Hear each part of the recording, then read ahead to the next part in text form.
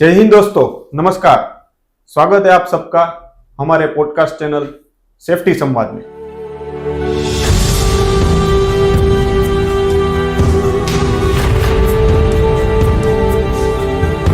जैसे कि आपने इंट्रो में देखा था कि हम सेफ्टी संवाद के अंदर 3 टॉपिक को कवर करने वाले हैं, जिसमें पहला टॉपिक है हमारा आग लगती कैसे है। लेकिन उससे पहले हम देखेंगे कि आग कैसे लगती है और उसे बुझाते कैसे हैं, जिसके लिए आज हमारे साथ जुड़े हुए हमारे ही टीम के मेंबर मिस्टर धवल मेहता। धवल जी नमस्कार। Thank you. वेलकम। तो आज आप हमारे दर्शकों को बताइए कि आग लगती कैसे है और उसे बुझाते कैसे है। जैसे कि विक्रम जी, आपको पता होगा, आप भी फायर में ही है, तो फायर फील्ड में एक चीज होती है जिसको बोलते हैं फायर ट्रायंगल, हाँ। आग का त्रिभुज, जिसमें होता है कि फायर लगने के लिए जो चीजें हमको जरूरी होती है, जैसे कि आग लगने के लिए आपने जैसे बताया कि कैसे लगती है, तो उसमें एक चीज कोई जलेगी वो चाहिए होगा, उसको जलाने के लिए कोई हीट सोर्स चाहिए होगा, कोई आग लगने के लिए कोई एक स्रोत चाहिए होगा, और तीसरी जो चाहिए होती है वो ऑक्सीजन। तो इन तीनों को मिला के बनता है आग का त्रिभुज, जिसको बोलते हैं फायर ट्रायंगल। तो वो 3 चीजों में, जैसे मैंने बताया कि आग लगने के लिए ये 3 चीजें जब तक मिलेगी, जो भी जगह पे मिलेगी वहां पे आपको आग लगेगी।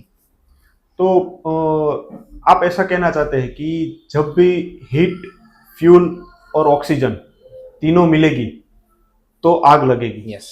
तो ऐसी कौन कौन सी जगह है, हमारे मान ले कि रेसिडेंशियल बिल्डिंग है, तो उसमें ऐसी कौन सी जगह है जहां पे ये तीनों चीजें मिल सकती है। देखिए, हीट, फ्यूल और ऑक्सीजन, ये तीनों चीजें हर एक जगह पे मौजूद ही होती है। आप कहीं पे भी जाइए, वहां पे आपको थोड़ा अग्नि का स्रोत मिलेगा ही, हीट सोर्स रहेगा ही, ऑक्सीजन तो है ही हमारी वातावरण में, तो वो तो मिलने ही वाला है। जो चीज होता है वो फ्यूल है। फ्यूल मतलब ईंधन, कौन सी चीज कब जलेगी। तो हर एक ईंधन का एक पॉइंट रहता है, फ्लैश पॉइंट जिसको बोलते हैं, कि ये जब वो ईंधन इतनी गर्म हो जाएगा उसके बाद से वो जलना चालू करेगा। तो अगर ईंधन का हम लोग एग्जांपल ले, जैसे आपने बताया कि आपके हमारे आसपास में कहाँ कहाँ पे ऐसा होता है, तो ईंधन पे पहले हमें अगर देखा जाए तो फ्यूल 3 तरह के होते हैं। ईंधन 3 तरह का होता है, या सॉलिड रहेगा, या लिक्विड में रहेगा, या फिर गैस में रहेगा। अगर सॉलिड की मैं बात करूं, सॉलिड मतलब घन पदार्थ, तो घन पदार्थ में आएगा अपना लकड़ी है, पेपर है, प्लास्टिक है, रबर है, रुई है। यस, जैसे वो रेसिडेंट्स में आपने जैसे बताया रुई है। तो ये सब चीजें हमारे आसपास में हर टाइम पे अवेलेबल होती ही है।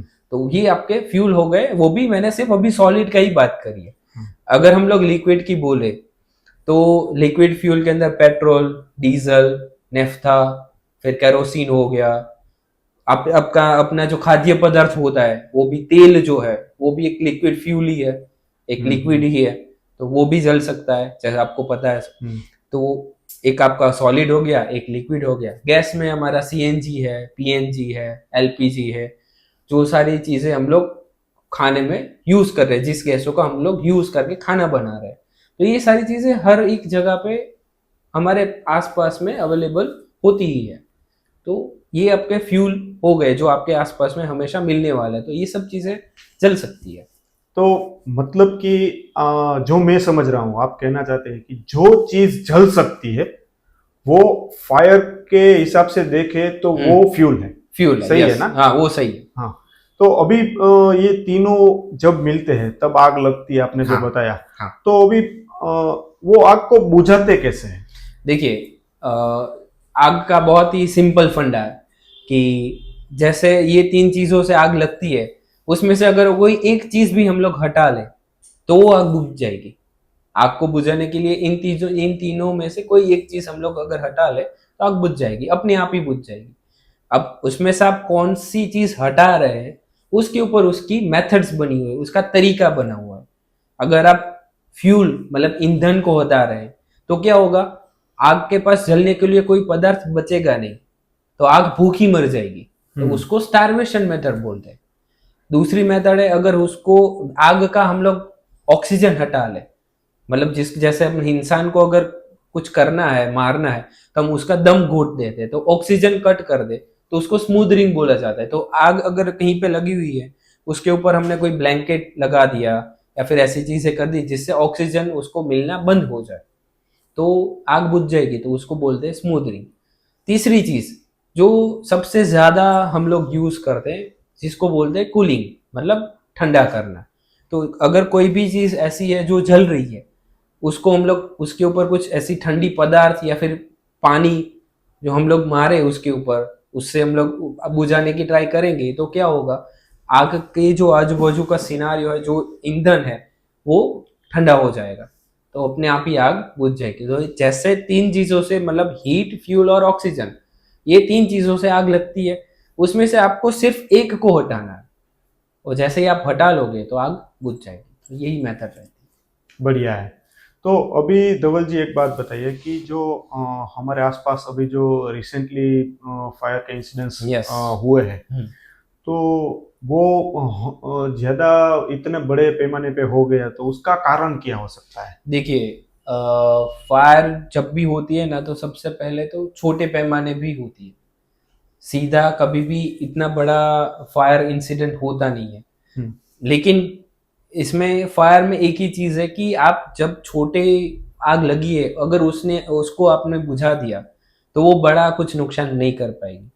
तो जो भी अभी इंसिडेंट बने हुए हैं रिसेंट में, उसका एकमात्र कारण ये है कि पहला तो अभी आप टेम्परेचर भी देख रहे हैं कि गर्मी इतनी ज्यादा है, तो आग को लगने के लिए जो भी आपके पदार्थ होंगे, फ्यूल होगा, ईंधन रहेगा, वो इतना अगर टेम्परेचर सेंसिटिव है, जिस जो इतने टेम्परेचर पे अगर जल सकता है, ऐसी चीजें उसके पास पड़ी है, तो वो अपने आप ही फायर पकड़ लेगी, आग पकड़ लेगी। तो ये एक सबसे बड़ा कारण है। दूसरा कारण जैसे मैंने बताया कि उसको फायर को बुझाया क्यों नहीं गया है, मतलब कितनी देर के बाद बुझाया गया है, तो वो चीज जो है वो सबसे ज्यादा इफेक्ट करती है आपके फायर के सिनेरियो को बड़ा करने के अंदर। तो ये चीज सबसे ज्यादा अभी लैक ऑफ अवेयरनेस, जैसे हम लोग ये अभी पॉडकास्ट जो कर रहे हैं, उसका एक कारण यही है कि अवेयरनेस हम लोग फैलाए, ताकि इंसिडेंट जो अभी बन रहे हैं तो इतने बड़े पैमाने पे ना बन सके। ज्यादा से ज्यादा लोग अभी हम लोग देख रहे हैं, हमको देख रहे हैं, तो उनको हम लोग अवेयरनेस फैला सके कि आपके आजू बाजू में अगर इतनी छोटी अगर फायर कहीं पे हो रही है, या फिर आपको इतना ये पता है, नॉलेज है आपके पास में, तो आप अपने हिसाब से ही फायर बुझा सके, ताकि इतना बड़ा इंसिडेंट ना हो। बात आपकी बिल्कुल सही है कि हम लोग अवेयरनेस के लिए ये हाँ। पॉडकास्ट चला रहे हैं, और हमारे पास आपके जैसे एक्सपर्ट भी है। लेकिन कई बार ऐसा होता है कि रेसिडेंशियल बिल्डिंग होती है जहाँ पे लोग जो है वो फायर से इतने अवेयर नहीं होते हैं। हाँ। तो उन लोगों के पास फायर सिस्टम होती है, हम्म। एक्सटिंग्विशर्स होते हैं, हाँ। फिर भी वो लोग वो चला नहीं पाते हैं। कई बार ऐसा देखने में आया है। तो उसके लिए उन लोगों को क्या करना चाहिए कि उसकी फायर सिस्टम जो है वो कंटिन्यू चलती रहे। दूसरा, वो चलाने के लिए उनको भी थोड़ा गाइडेंस मिलता रहे कि भाई ये कैसे चलानी है, क्योंकि ज्यादातर केस में ऐसा होता है कि लोगों को फायर सिस्टम तो लगी हुई है लेकिन उसका यूज नहीं आता है, फायर एक्सटिंग्विशर लगे हैं लेकिन उसको कैसे ऑपरेट करना है वो पता नहीं है। तो इसके बारे में थोड़ा आप बताइए। वो आपने बहुत बिल्कुल सही बात बताई है कि जो सिस्टम लगी हुई है उसका यूज करना किसी को आता नहीं है। उसका सबसे बड़ा पार्ट ही यही है कि अवेयरनेस नहीं है, ट्रेनिंग नहीं मिली हुई है। तो जो उनके फायर कंसल्टेंट है, जो जो कंपनी ने या फिर कोई कंसल्टेंट हो गए जिन्होंने वो फायर सिस्टम लगाई हुई है, तो उनका सबसे पहला कर्तव्य रहता है कि जो सिस्टम लगी है उसका पूरा नॉलेज उनकी बिल्डिंग वालों को, बिल्डिंग में रहने वालों को सिखाया जाए। दूसरी हमारी सरकार भी वही कर रही है, सरकार भी अवेयरनेस प्रोग्राम स्कूल्स, हॉस्पिटल्स, ये सब रेसिडेंशियल बिल्डिंग्स में चला रही है। हाँ। तो वो भी सरकार भी अपने तरीके से एक चीज कर रही है। लेकिन जो अवेयरनेस की बात है, तो जो फील्ड में रहने वाले हमारे जैसे कंसल्टेंट है, फायर फाइटिंग सिस्टम जो इंस्टॉल करते हैं वो लोग हैं, उनका सबसे पहला कर्तव्य ये है कि वो सिस्टम पूरी सही तरीके से चलाना सिखाया जाए। और दूसरी बात, सामने जो जिस बिल्डिंग वालों ने वो सिस्टम लगाई हुई है, उनका कर्तव्य ये है कि वो उनको रेगुलरली चेक करे ताकि अगर कोई लूप होल है, कोई मिस्टेक उसके अंदर है, या फिर कोई चीज खराब हो गई है जो इंसिडेंट के टाइम पे आपको हैरान करेगी, वो पहले से ही पता हो जाए और वो सिस्टम को हेल्दी कंडीशन में हम लोग रख सके। वो काम जो है वो हम और आपके जैसे यूजर्स का है कि सही उनको बात है। ट्रेनिंग मिली हुई है तो वो उनको एक बार चला के देखे, अवेयरनेस के लिए अपने हिसाब से भी एक मॉक ड्रिल करे, ट्रेनिंग अपने आप ही करे, इन हाउस मॉक ड्रिल जो बोला जाता है वो करे। तो उससे क्या होगा कि ज्यादा से ज्यादा लोगों को वो चलाना पता चलेगा, उसकी ट्रेनिंग मिल जाएगी। तो ऐसे इंसिडेंट के टाइम पे क्या करना है वो उसमें उनको हड़बड़ी या फिर पैनिक नहीं होगा, क्योंकि उनको ये पता है कि ये करने से ये होने वाला है। सही बात है, सही बात है। तो धवल जी, ये जो आपने बात बताई कि उसका ट्रेनिंग करना है, तो आपके हिसाब से, आप काफ़ी सारी ट्रेनिंग्स और ऑडिट्स कर चुके हैं, तो आपके हिसाब से फायर फाइटिंग प्रॉपरली करने के लिए उसका जो प्रैक्टिस रहता है, जो आपने बोला कि आपको मॉक ड्रिल करना है, तो एक तरह से वो प्रैक्टिस ही हुआ। यस तो वो यस। प्रैक्टिस एटलीस्ट कितने टाइम के ड्यूरेशन पर होना चाहिए? देखिए अभी प्रैक्टिस तो जितनी ज्यादा करे उतनी ही अच्छा है, क्योंकि हमको ये तो लाइफ सेविंग की बात है, एक सेफ्टी की बात है। तो जितनी ज्यादा प्रैक्टिस हो उतना ही अच्छा है। लेकिन अगर हम लोग मिनिमम भी अगर देखा जाए तो साल में एक दो बार वो सिस्टम उनको पूरी प्रैक्टिस, पूरी सिस्टम चला के उनको प्रैक्टिस करना जरूरी होता है। इसीलिए गवर्नमेंट ऑफ गुजरात ने एफएसओज भी बनाए हुए हैं हाँ। जो वो वही काम कर रहे हैं कि साल में एक बार उनकी मॉक ड्रिल लेते हैं, दूसरे साल में वो लोग ट्रेनिंग्स भी लेते हैं, वो भी करा रहे हैं। तो लेकिन अगर आपके जैसे हम लोग कंसल्टेंट है तो हमारा यही रहता है कि साल में एक दो बार उनकी विजिट करें, उनकी सिस्टम को मेंटेन रखी हुई है वो भी हम लोग चेक करें, और साथ में उसको ट्रेनिंग मिल जाए, मॉक ड्रिल मिल जाए। तो यही मेरा कहना तो यही है कि साल में एटलीस्ट दो बार मॉक ड्रिल होनी चाहिए, ट्रेनिंग होनी चाहिए, ताकि सिस्टम के हेल्दीनेस भी हमको पता चल जाए और उसको यूज कैसे करना है वो भी हमको पता चल और जो यूज कर रहा है, जो ट्रेनिंग कर रहा है, हाँ, उसको भी प्रॉपर पता उसको भी चल जाए प्रॉपर कि पता सिस्टम लगे। में कहाँ प्रॉब्लम आ रही है, कैसे Yes. चालू करना है, कैसे Yes. बंद करना है। यस। सही बात है। और धवल जी, दूसरा एक देखने में आया है कि जो भी रिसेंटली इंसिडेंट्स बन रहे हैं उसमें सबसे ज्यादा इलेक्ट्रिक की वजह से फायर हो रही है। यस या तो उसका कारण क्या हो सकता है? देखिए इलेक्ट्रिसिटी एक ऐसी चीज है जो 24 घंटे हमारे आसपास रहती है, और उनका सबको पता है कि कुछ भी कोई भी चीज हमारे आसपास है वो सारी इलेक्ट्रिक से ही चल रही है। तो शॉर्ट सर्किट का जो बात है वो जैसे आपने बताया कि सबसे ज्यादा इलेक्ट्रिक को ब्लेम किया जाता है, उसके ऊपर ही डाल दिया जाता है कि शॉर्ट सर्किट के कारण हुआ। उसका एक मेजर कारण ये है कि आधे से ज्यादा बिल्डिंग्स में यही अवेयरनेस नहीं है कि हमारे बिल्डिंग में लोड कितना है, हमको कितना लोड मिला हुआ है, असाइन किया गया है डिपार्टमेंट की तरफ से। किसका लोड? इलेक्ट्रिसिटी का लोड, अच्छा, इलेक्ट्रिक यूसेज का लोड, जीबी की ओर से, जीबी की ओर से हमको यूसेज का लोड मिला है। हाँ। उससे ज्यादा हम लोग ओवरलोड में सिस्टम चला रहे हैं।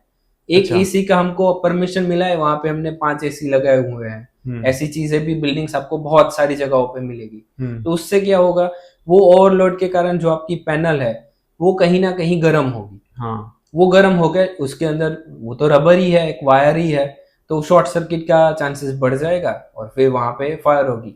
वही एक दूसरा सिनेरियो मैंने ये देखा है रेसिडेंशियल बिल्डिंग के अंदर कि जो मीटर्स लगे होते हैं, मीटर्स रूम होता है, वो ज्यादा से ज्यादा बिल्डिंगों में जो अपनी स्टेयरकेस है, सीढ़ी है ऊपर चढ़ने की, उसके नीचे रहता है। तो ये एक सबसे खराब कंडीशन है, क्योंकि अगर कुछ फायर हुआ इलेक्ट्रिक शॉर्ट सर्किट के कारण तो पैनल रूम जो है आपका, मीटर रूम है, वो सबसे पहले उसमें अगर शॉर्ट सर्किट के कारण फायर हुआ तो जो धुआं निकलेगा तो वो धुआं जाएगा ऊपर। अब आपकी स्टेयरकेस जो है वो एग्जैक्टली उसके नीचे है, तो आपको अगर ऊपर से नीचे आना है तो आपको सबसे पहले धुआं ही, सीढ़ी में पूरा सीढ़ी धुआं पे पूरा धुआं भरा हुआ मिलेगा। तो उससे क्या होगा, ज्यादा से ज्यादा बोला जाता है कि इंसान धुएं के कारण मरते हैं। हाँ। आग तो बाद में मारती है, लेकिन धुएं के कारण क्या होता है, आप अनकॉन्शियस हो जाएंगे, बेहोश हो जाएंगे। सही बात है। तो आप कुछ कर नहीं पाएंगे, तो फिर तो फायर अपना काम करेगी ही। तो ये सबसे बड़ा लूप होल हमने देखा हुआ है बहुत सारी जगहों पर। तो ये एक चीज है, यही अवेयरनेस हम लोग ये पॉडकास्ट के द्वारा हम लोग फैलाने की कर रहे हैं कि प्लानिंग यही है कि ये पॉडकास्ट से हम लोग वही देखे कि जो जो भी फायर सिस्टम आपकी बिल्डिंग में लगे हुए हैं वो ठीक है, सेफ्टी के आपके पास जो प्रेमाइसिस के अंदर जो भी इक्विपमेंट्स लगे हैं, जो भी सिस्टम्स आपने लगे हैं, वो ठीक है कि नहीं है, ये अवेयरनेस अगर अपनी जनरल पब्लिक को मिल जाए तो ये जो बड़े इंसिडेंट होते हैं वो कुछ हद तक हम लोग कंट्रोल कर सकते हैं, मतलब कि उसको रोक पाए, रोक किसी भी सकते हैं। तरह। यस, रोक सकते सही है, सही है। तो मतलब कि आपके जो आपने बोला उसके मुताबिक मुझे जो लगता है कि जो पावर जो आ रहा है बिल्डिंग हैं। में, हाँ, उससे बिल्डिंग का यूज है वो ज्यादा ज्यादा हो रहा है, है, ज्यादा है। यस, जिसकी वजह से वायरिंग या तो स्विचेस वगैरह जो आपने बोला वो गर्म होती है गर्म और होती है, फायर हो रही है। फायर होती है। तो एक ये हो गया, और दूसरा आपने बताया कि मीटर रूम जो है वो हाँ, सीढ़ी के नीचे नीचे रहता है, रहता है। यस, और वो धुआं जो है पूरा सीढ़ी में भर जाता है, तो लोगों को निकलने के लिए जगह नहीं मिलती है, या तो वो धुआं जो है सांस में जाने की सांस में वजह से जाने वो से, अनकॉन्शियस हो जाते हैं। यस, तो बिल्कुल सही बात है। तो हम जो ये दोनों चीज है उसको ओवरकम करने के लिए जो भी लोग बिल्डिंग में रह रहे हैं उसको ऐसा बता सकते हैं कि भाई आप जो है पहले तो आपके बिल्डिंग का जो इलेक्ट्रिक का लोड आपने लिया है, हाँ, उसका कुछ लोड कैलकुलेशन वगैरह होता होगा। होता होगा। यस, तो होता है। वो प्रोसेस कैसे करनी है? देखिए,